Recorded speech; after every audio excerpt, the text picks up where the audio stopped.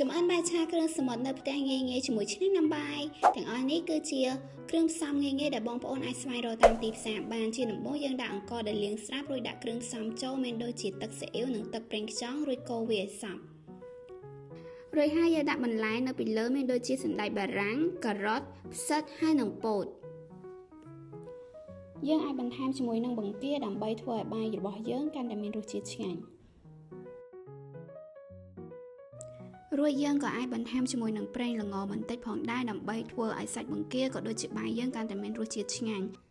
បន្ថែមស៊ុតក្រហមនៅចំកណ្ដាលរួចចុចមុខងារខុកដើម្បីចម្អិនដោយស្វែងប្រវត្តិរយៈពេលចម្អិនត្រឹមតែ20នាទីប៉ុណ្ណោះគឺបាយឆាគ្រឿងសមុទ្ររបស់យើងបានរួចរាល់ជាការស្រេចគឺសាច់បង្គារបស់យើងបានចម្អិនជាមួយឆ្នាំងណាំបាយគឺឆ្អិនល្អខ្លាំងមែនទែនសូម្បីតែបាយជាមួយនឹងបន្លែក៏បានឆ្អិនសព្វល្អដូចគ្នា